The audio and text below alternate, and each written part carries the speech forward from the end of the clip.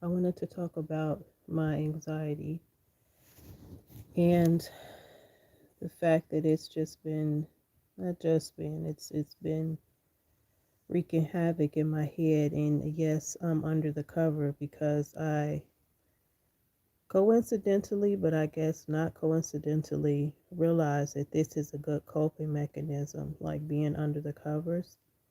And I don't know if you know about this, but they have these like heated and weighted blankets. They're heated too, okay? But I mean the weighted blankets, and they say that that's a good therapeutic tool to have, is like a weighted blanket.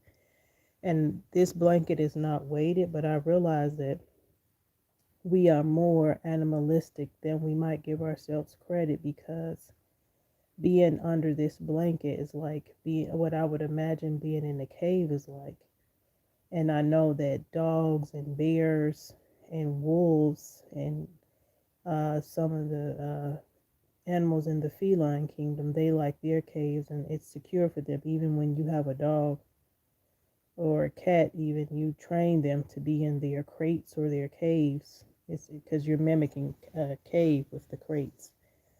So I feel like as humans, we too um, need our caves, and it gives us a sense of calm and understanding, even because I'm in here by myself, and it's good for me to be able to like just breathe. And when I if I'm under the cover and I can't breathe, I can simply just raise my head here, raise the blanket here, and just get out and breathe. So it's not a problem.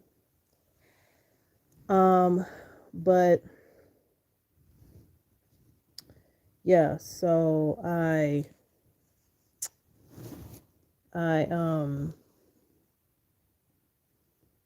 I've just been very acute. I've been acutely aware of what's been going on with my anxiety. And the reason why I say my anxiety, because I'm very mindful about the words that I use, the vocabulary and the phrases that I use to discuss my mental illnesses, because I don't want to like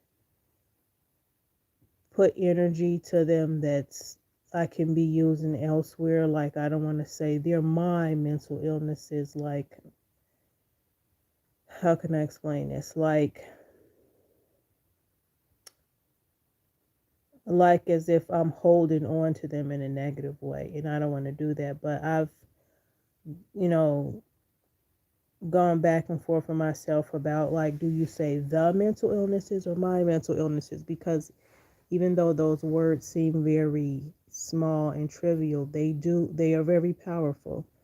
And I realized tonight that it is my mental illnesses, because the voices that communicate with me when I'm having a very anxious episode like I am now are very specific to my life. Like, I don't imagine that if someone else heard what I hear, they probably would just dismiss it. And the same for me. If I heard someone else's anxious thoughts, I might say, oh, no. Like, if someone else's anxious thoughts are, like, you're going to freeze to death, I probably wouldn't, it might not affect me as it would affect them, because, you know, I'm inside, I'm under the covers. And so I realize that I'm not going to freeze to death. But for someone whose, anxiety revolves around temperature, or them being, maybe in the past they weren't safe in a warm place, then maybe their anxiety revolves around temperature. My anxiety revolves around my capabilities and my abilities to do things. And like you guys know, that I'm in the process of building my tiny home. And I noticed that the closer I get to finishing something, the anxiety just roars up. And it gets really, really bad. Like I can, like, I have to struggle to like do things. For example, I had to like organize some stuff today, and so I had to tell myself like you got to get up and organize it, even if you just do one thing. And I could just hear the voices telling me like, you know, go back and wash your hands, or you're not going to be able to do this, or you're not going to be able to do that. And it's just like, you know what? I have to get up. And the thing is that like, even now, even today, when I was thinking about making this video, I could hear a voice saying to me, like, don't say that because then it'll get really bad for you. And I just won't allow it to, like, that's fear. Like, the thought I had was to say that I feel like I'm so close to my dreams and living my dreams. And I feel like that's why the anxiety is at its peak and why it's so intense now. And the fear was in my head that if I say that out loud, then something bad is going to happen. And, it's all in perspective. Something bad, how? Like, what's the definition of bad? And I just know that I have to move through the fear. I can't ignore it. I mean, I can, but it's still going to be there. And I mention fear because fear and anxiety are like, fraternal twins. They are so closely connected that you can't solve one without the other. You can't see one without the other. You can't acknowledge one without the other. So I know that majority of my anxiety comes from fear. I was raised in fear. I know that. And I still, as a 44-year-old woman, I still struggle with like fear and getting over it and understanding that, a lot of this is like these irrational fears, and I have to head them face, head to head with these irrational fears. And one of them is success and building what I know I can build, and not just a tiny home, but like, even with math, I know I have a natural affinity towards math. And I was laying here in the bed and I was thinking about the tiny home, and it's, very geometrical in some regard, in some places. And so I was thinking about the formulas and everything I need to do.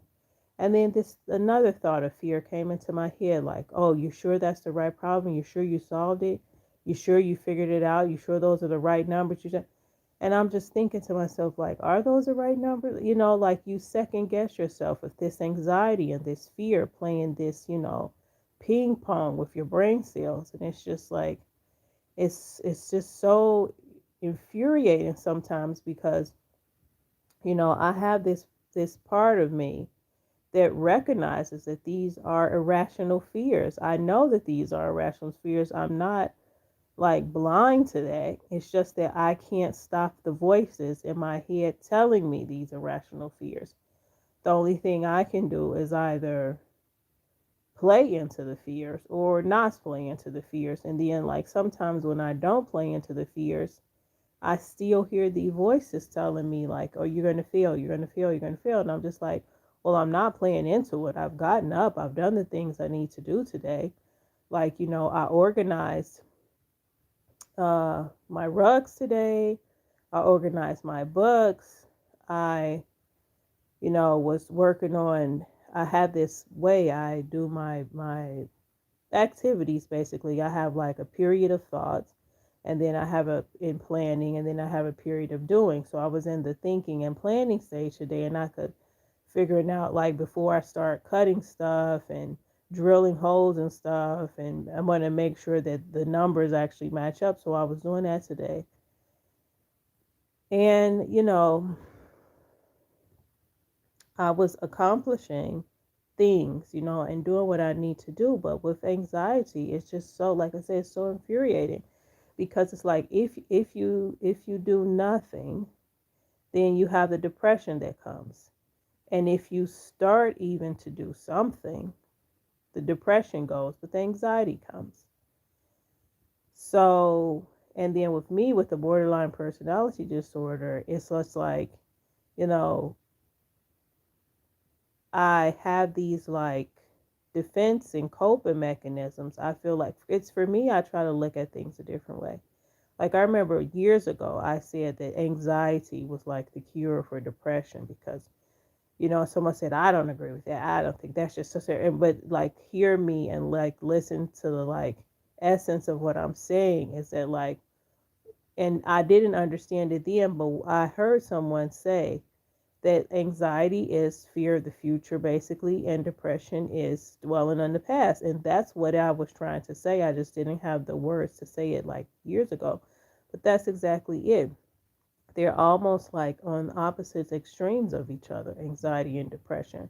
But for some reason, they seem to always coexist in the same person, like me, for example, and lots of other people. And I feel like the border personality disorder with me is like the referee, of these two. And it's like, sometimes I feel really strong, sometimes I feel really weak. And these are not just like, and some people might say, well, sometimes I feel weak sometimes, and sometimes I feel strong. For me, the way I can explain borderline personality disorder is that you feel like a totally, like a whole different person. It's just not like, oh yeah, I'm myself, but I'm having a strong moment. Like, it's almost like you're a different person. And like, I know I'm myself. It's not like I'm calling myself.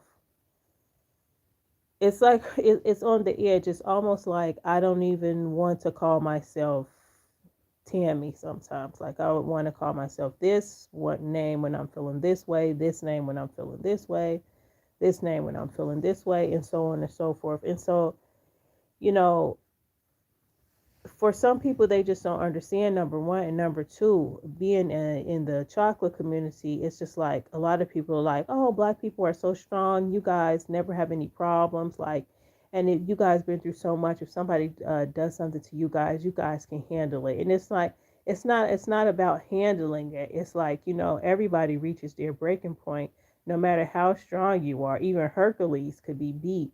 Zeus could be beat. Arnold Schwarzenegger could be beat. Everyone has their breaking point. Nikola Tesla had his weaknesses, and for everyone has their downs, their points where they can break. Even I was watching this documentary today. Even the Chinese wall, as strong as it is, the Great Wall of China, it broke down too. I mean, most of it is still standing, but parts of it have, fallen. Anywho, and that's the thing. Another thing I learned too was like, I can't have too many things going when I'm feeling very anxious. Like I had the TV on and I was with my phone. So I have to turn the volume down on one, and I have to, just focus on if it's too much noise, if it's too much, what's the stimulation going on with my different senses. And, like it's a constant monitoring of these things. And I was actually thinking about that today, and I was just like, oh my God, it's like a full-time job monitoring your mental illnesses and making sure that you're coping. And it is, but it's just like, if I can't get rid of them, and I don't see how like I'm going to get rid of them, they're always around, then I have to learn to cope with them. You know what I mean? So that's what I've learned, and I feel like we have to be aware. Like, for example, if you have like arthritis, you know that maybe you shouldn't be out in the cold weather, so you have to monitor these things. If you're blind, you don't leave the house without your walking stick. If you have um, whatever you have that's going on that's diseased or disordered in your life, the best thing to do is to know about them. The best thing to do is to be aware, and I would even say acutely aware of them, so that you know what's going on and you're not like out here panicking on top of the anxiety, out here panicking on top of the depression, out here panicking on top of the borderline personality disorder, because you know that this is a sign that one of these things are very active or somewhat active, and so you have to monitor them and try to control. And people talk about controlling their emotions and controlling this and control that. And for a long time, I said I don't want to control myself. Not in that way, but like I couldn't stand that word. But the truth is that that word has had negative connotations attached to it. We need to control things. Like, and for me, control just means healthy balance because, if I'm in balance, then, when the anxiety comes, and it will come, it always does. When the depression comes, and it will, and it always does. And when the disordered personality shows itself, because it always does, then I can recognize it and I don't have to panic and say, like, oh my God, what's going on with me? Like, I'm going kooky dooky again. Like, I know what's going on, and I know what my triggers are, some of them. And I try to, not put myself in situations where I'm going to be triggered. Sometimes I don't have a choice. Like, for me, one of my biggest triggers are groups and being around people with very negative energy. And some people might say, well, nobody likes to be around negative people. Yeah, I understand that, and I hope no one has to be around negative people. But for me, it's like extremely triggering for me because I can feel it like 10 times more, 20 times more than like average, and I know that, so it is what it is, and I feel like some people would then say to me, well, why do you have tattoos and piercings in? If you have problems with groups and if you have problems being in society and in social settings, why would you put something on your face that will make people stare? And my issue to you is, why is it okay for them to stare? Why is it accepted for other people, for some people, to make other people uncomfortable? You know you're making people uncomfortable when you stare at them. Why are you staring at that person? Whether you know them or not, staring never really solves anything, because if you're staring at someone because you think you know them, why not speak? If you're staring at someone because you find them unacceptable or unattractive, why not just walk away? Why do you need to stare at someone who you find repulsive? I don't get it. Anyway, so and some people say, well, it's like the car accidents and the crashes. It's people just can't stand to turn away from mess. Well, I'm not a mess, like, in that regard, and I don't appreciate the steering. I don't appreciate I don't appreciate it at all. So I'm going to end this video, but yeah, that's basically what I wanted to talk about. And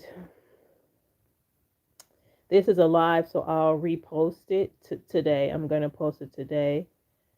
So yeah, and I hope these videos that I'm doing on mental health are helping you guys, or at least bringing awareness to like mental health, and that it's nothing to be ashamed of. It would be like if someone would be ashamed because they have some sort of like physical illness. Like, you don't need to be ashamed of that. Why should I be ashamed because my illness is mental and not physical?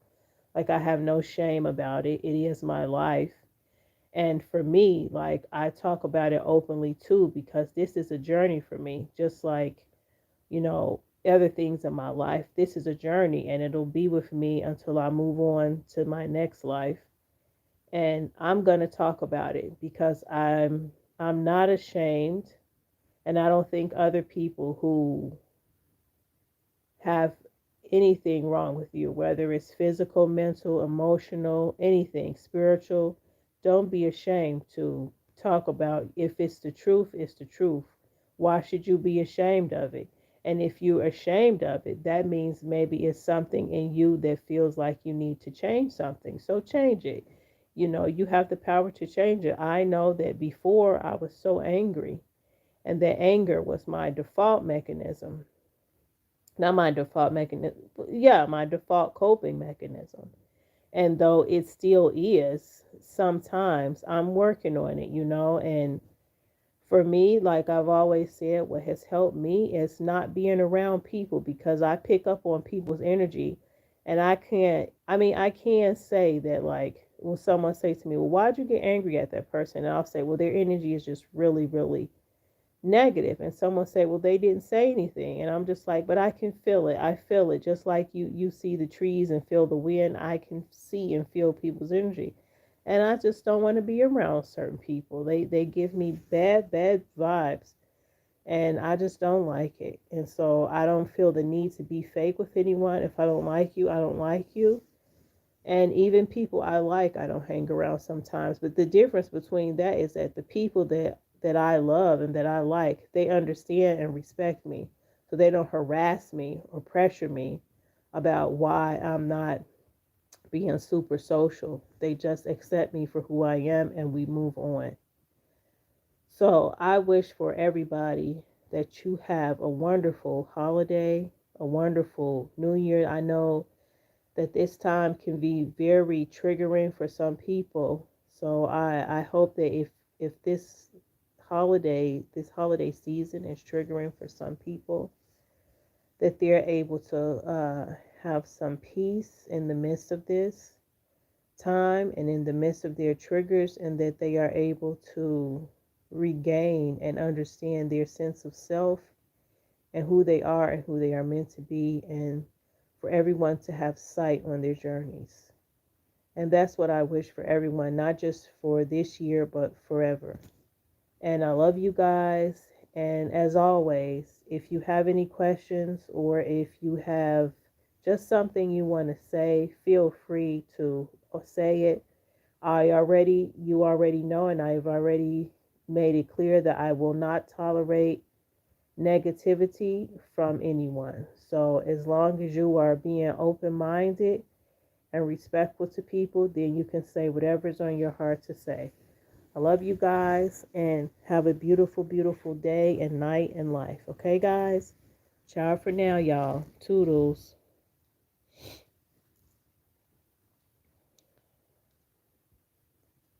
What? This.